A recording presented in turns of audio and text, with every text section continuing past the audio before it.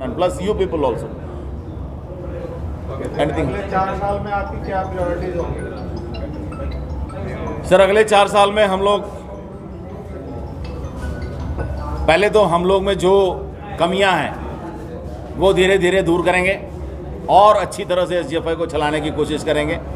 और हम लोग चिंतन कर ही रहे हैं, कोशिश करेंगे अगर ये पेंडेमिक का माहौल ठीक हो गया तो ज़्यादा से ज़्यादा इवेंट, इंटरनेशनल लेवल के इवेंट हम इंडिया में कराने की कोशिश करेंगे।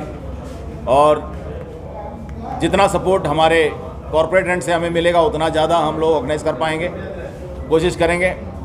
और साथ ही गवर्नमेंट ऑफ इंडिया के मदद से बड़े से बड़े इवेंट हम लोग ले सकते हैं। हम लोग प्रस्ताव रखेंगे, जो भी प्रपोजल आएगा हम लोग कोशिश करेंगे। हमारा कोशिश यही रहेगा कि भारत के बच्चों को भारत में खेलने का मौका मिले, क्योंकि बाकी कंट्रीज़ आसानी से इवेंट्स ले लेते हैं, ऑर्गेनाइज करते हैं, बार बार हमारे टीम को जाना पड़ता है और एक्सपेंडिचर हमारा बहुत ज़्यादा होता है। अगर वही इवेंट हम अगर इंडिया में ऑर्गेनाइज करेंगे तो हमारे बच्चों को यहीं खेलने का मौका मिलेगा।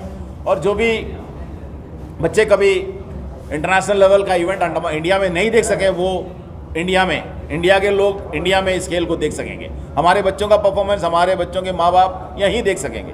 तो कोशिश करेंगे हम लोग जितना इवेंट्स हम ले सकें, और दूर दूर से खिलाड़ियों को हम लोग कोशिश करेंगे कि उनको सबको चांस मिले।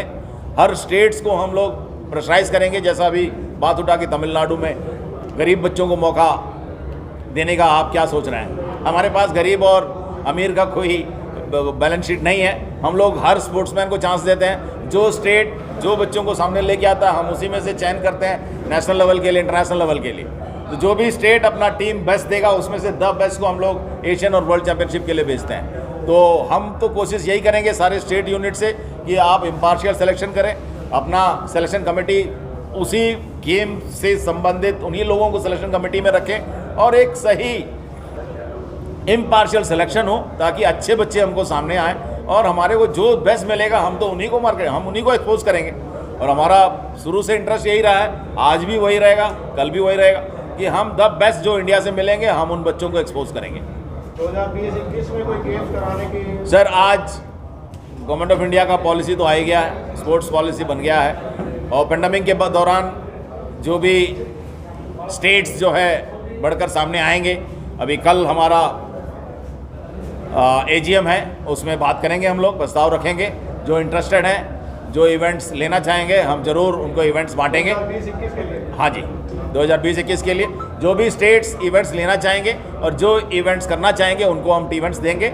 हम ऐसा नहीं कि हम किसी को छोड़ेंगे, उनको सबको, क्योंकि आपने देखा होगा पिछले कई वर्षों से इवेंट्स के लिए मारामारी होता है। इवेंट्स लेना चाहता है, हर स्टेट इवेंट लेना चाहता है और बड़ा तकलीफ होता है बांटना, सबको देना।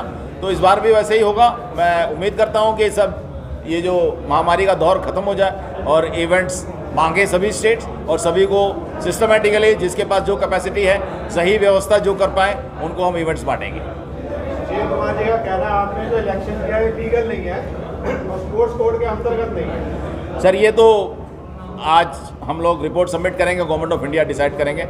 हम लोगों ने जो भी किया है, जहाँ तक मेरे ख्याल से रिटर्निंग ऑफिसर का अपॉइंटमेंट से लेके और हम लोगों का एग्जीक्यूटिव कमेटी का जो भी कोशिश रहा है कि हम लोग हर साल जैसे इलेक्शन करते हैं, हर बार मीन्स हर 4 साल में जैसे इलेक्शन करते हैं, वैसे ही इम्पार्शियल तरीके से नॉमिनेशन के मीन्स बिना इलेक्शन में जाकर, बैलेट पेपर सिस्टम में नहीं जाकर, क्योंकि हम लोग सब पढ़े लिखे सीनियर ऑफिसर्स हैं और हम नहीं चाहते कि हमारे बीच में कोई आपसी मतभेद बने।